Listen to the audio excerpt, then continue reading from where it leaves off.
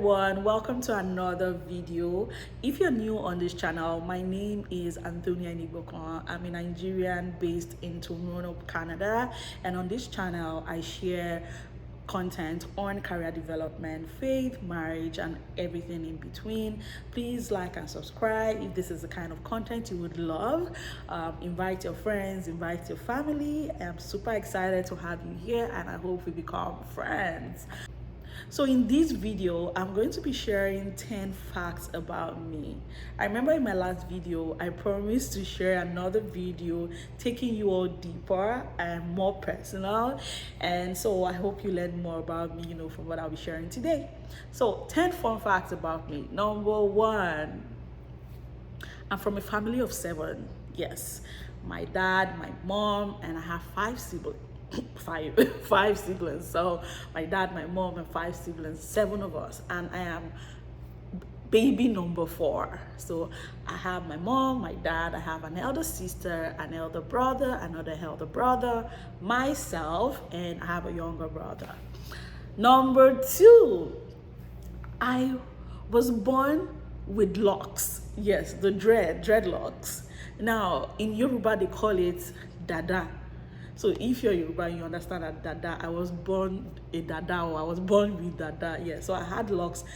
If you're a Christian, you know that thing that Samson had, that was not supposed to cut, and Delilah and all of those things. So I was born with dreadlocks, and I had it for the first 7 months of my life. In fact, till date, I still fight my mom, like, why did you have to cut it? Because I see ladies, carrying it, and some of them have had it, since birth, and it actually looks good to me. In fact, right now as an adult, I'm considering locking my hair. So should have just left it for me to make that decision. But then I want to believe, as my mom at that time, she had her personal reasons or some reasons why she did not want me to grow up with it, and she took it out when I was about 7 months old. Number 3, I became a church secretary at the age of 9. Blown, right? So back then, in the Catholic Church, I remember, my parents are Catholic. I got married in a Catholic church. I was born into a Catholic family, and we had what we call the Legion of Mary. So I joined the Legion of Mary, more like a prayer group of just, few people, and I was part of like the children unit. But for the children unit, well, it was a lot of us, like we were very many, like lots of children. But for that unit, I was the secretary at the age of 9, and usually, the Reverend Father would sometimes call, admins, executives, or anyone holding any position in church forward, to pray. And I remember one of the times, in fact, the first time the Reverend Father called church admins and executives to come forward for prayers, and I came out, and everyone in church was like, what is that girl doing there? And one of the ushers came to meet me to go back, and I was like, no, I'm a secretary. And guess what? My dad at that time was the secretary for the entire men's group of that church. It was a big church. It was a very big Catholic church, and my dad was the general secretary for all the men. My dad came out, I came out, and it was really, for other parents, they were just surprised that this is a little, and if you know me, or let me just say it here, I'm quite petite. I'm about 5'4" in terms of my height. So imagine how small I was at that time. And being a young secretary at the age of 9, everyone was surprised. The Reverend Father called me forward in the church, and was telling parents, encourage your children. I saw my dad's face lit up. Was so proud. And the Reverend Father called me out on the altar especially, and encouraged other parents to make their children committed to God, make them involved in things happening in church. Because at that time, as much as I was a secretary, I usually attend Saturday meetings. I will be there. I never missed my meetings. I will participate in cleaning of the church. The Reverend Father will always see me there. I was quite active at that early age, and not just even in the children category, in other ramifications too. I was really active at that age, and the Reverend Father calling me out in the presence of everyone during a full mass, service, and prayed for me, and to be honest, I definitely believe, that anointing is still what I carry up to this point. Yeah, so that's one part. Number 4, I came first in my primary school. So throughout my primary education, I was top of my class. From primary 1 to primary 5, I know I went to secondary school after primary 5. So from primary 1 to primary 5, I came first, like I was top of the class, number 1, all through. And it got to a point where my mom was worried because she felt, could it be the standard of the school? Because why would one person come first all the time? Are others there to sell groundnut? Why are you the one coming first all the time? And my uncles, my dad, my aunties, they were just always excited buying me stuff. And at that time, I was the last born. I was the last born for 10 years. That's another fact. So that makes it another number 5, I guess. So I was the last child for 10 years. I was the last born for 10 years. And me coming first, every top of my class at every time, really made my aunties happy, but my parents were really worried that, okay, it could be the standard of the school. And guess what my mom did? After the first few times, I was top of class. Remember in primary school, you have first term, second term, third term. So when she saw that first term, second term, third term, you were first. And going to primary 2, first term, second term, she was like, okay, I know this school is of great standard, but I would really like to test, waters. So she decided to take me for summer school outside my school. So during normal school, calendar year, I'll be in my school, but for summer lessons, she usually take me to a different school. And guess what? Even at those schools, I was still top of the class. Number 5, in secondary school, secondary school was actually the toughest year of my life. Secondary school, yeah. I know for some people, many people, it's actually not the case. I remember when I had this conversation with my friends and everyone was like, oh, secondary school was fun, primary school was fun, you really didn't have worries. Yeah, I get that, but for me, it was completely different because I think I was lost all through secondary school, especially from JSS 3 till SS3. So the last 4 years of my secondary school, out of 6 years, the last 4 years was really challenging. And this was because I had some very personal challenges. I'll be frank with you guys. It was spiritual problems, honestly, spiritual problems, which I'm definitely going to talk about on this channel going forward. But before that, right, I just wanted, it's part of the facts about me. I had like a very difficult secondary school year. At that age, I got into SS3 at the age of 12. From 12 till I finished from secondary school at the age of 15, going 16, it was the most challenging year of my life. And I'm super grateful to God that, I'm here today. And at that time, my parents did not know exactly what the problem was, but they were really concerned because all through primary school, I was top of the class. And then getting to secondary school, my result was terrible. I remember whether SS1 to SS2 or SS2 to SS3, I was promoted on trial.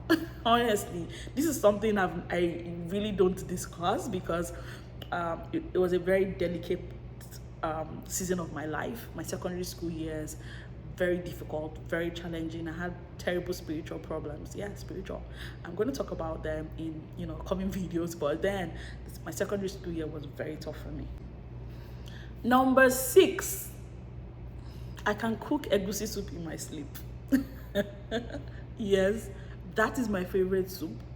I can eat it every day. I can cook it while I close my eyes. I can cook it anywhere, anytime, any day. I love egusi soup. Egusi and poundo yam or pounded yam. Egusi and amala. Egusi and eba. I love egusi. Egusi and rice. Egusi soup. So egusi in English is melon, right? So it's melon soup. That's my favorite soup. Egusi, eba. Egusi and amala. Egusi and semovita. Egusi and wheat.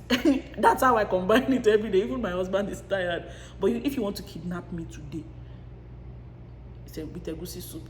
But the funny part is, as much as I love egusi soup and I love eating egusi soup, I prefer the one I cook myself. So if you cook it for me, yeah, I would like it, I would appreciate it. If it's sweet, I will enjoy it, eat it, but maybe you won't be able to kidnap me with that, but you can kidnap me with the one I made, right? Basically, yeah, that's what I'm saying. So egusi soup is my favorite soup. Egusi soup is my favorite soup. Number seven. So, number 7, I wanted to study law. This one is another story entirely, and I think I would love to make a video on it. After secondary school, despite all the things I had gone through, I had to wait at home for another 2-3 years before gaining admission into the university. And all through those times I had to wait, guess what? I met all the cutoff marks for my exams. I exceeded them actually, but I never, gained admission. And the third time I gave it a try again, I wasn't given the course I wanted to study. I wanted to study law, but I don't even want to talk about the course I studied, because many times when I remember what I studied in school, I get really pissed off. Honestly, I get really pissed off. But I wanted to study law, but it never happened. But guess what? I remember some days ago, I was talking about this with my husband. I was like, you know what? I would really like to still study law. Because after I graduated, from my undergraduate degrees, or when I got my undergraduate degree, I felt, there's no point. Just continue, do a master's in something different and move ahead with your life. But at this point, I've been I've built a professional career for the past 11 years precisely. And at this point, I think that interest is still there for law. So I definitely will study law. I believe I will study law, probably, in retirement, but I would still love to study law. Number 8, I am very strong-willed. Oh my goodness. Those who know me understands that I'm very thorough. I think that's the word. I'm very thorough. So if you're going to convince me, you better have your facts right. And this is not about me bragging or anything. I'm just that person that is strong-willed. I'm confident about what I want to do. I know myself so well. I know what I want for myself. If you would like me, or you would want me to change my mind about something, you would need to come out straight with your facts. I'm just that person. So I think that it's really not about me being difficult. I don't think it's about most times people see me as being difficult when I'm quite thorough, I'm asking questions, I'm inquisitive, but it's just my person. I'm just not that person who will just say, okay. I'm not a yes person. No, I'm not a yes person, right? So if you get me to say yes, you have to really do your work. So yeah, I'm really strong-willed, very strong-willed, like very strong-willed. Number 9, I have been arrested before. If you know Lagos very well, or you're a Nigerian, you should know Panti in Yaba. Yes, I was arrested and put behind bars in Panti. Another story for another day. I'm definitely going to make another video on this, but yes, that's one fun fact. I don't know if it's fun, but it's a fact about me. Yes, I was arrested. In the video I'm going to make on this, I'm going to talk about the person who arrested me, why I was arrested, and how I got bailed and discharged. So yes, I was arrested. I have been arrested before, put behind bars, not even a local police station, a small police station, in Panti, where they put criminals, like I had criminals. That was where they put me. Yes. Or I remember when I was in, hey God, will I say when I was in prison? I'm going to tell you why, how it happened, why it happened, and who did it in another video. But yes, that's a fact about me. Number 10. I never wanted to relocate. I never even thought I would, relocate, like leave Nigeria. Yes. As a young adult, I had plans. I had a whole lot of things I wanted to achieve. And most importantly, as a child of God, I had vision. I had goals. I had mission, like it was more like being a missionary, right? And I already had my heart fixed on these things. And like I said, previously, that I have a way of putting my things together and all of that. So I sort of already had a strategy of how I wanted to I wanted my life to play, of course, in accordance to God's will. But then as a young adult, this is what I want to do. This is where I will thrive. I sort of had a clear picture of how my future, of course, just a glimpse. I'm going to call it a glimpse because I know that God had, greater plans than I can ever have for myself. But of course, in line with God's plan for me, I had a very flourishing, a very bright glimpse of what the future that I had planned. But then remember, man proposes and God disposes. When I met my husband, it was really difficult for me to decide. I'm definitely going to share another story, the story of how we met and all that. But then when I met him, one of the reasons, I took some time to decide on, being friends with him or anything, was the fear of having to relocate, because he was already here. And I never saw, I knew I was going to be traveling abroad. So the plan I had for myself, or what I had in mind, was I'm going to be traveling for vacations, for businesses, functions and all that, but not relocating completely. Nah, I never saw that coming at all. But then, if he has said it, yes, he will do it. I guess that was what happened. And, God spoke, I heard, and I moved. Yeah, so that's it. Yeah, so those are 10 facts about me. Now you know 10 more facts about me. I hope you enjoyed this video. I hope you found it interesting, and thank you so much for tuning in. Thank you so much for your time. Please subscribe to my channel. Hit the subscribe button below, like, comment, share, and I'll see you in the next video.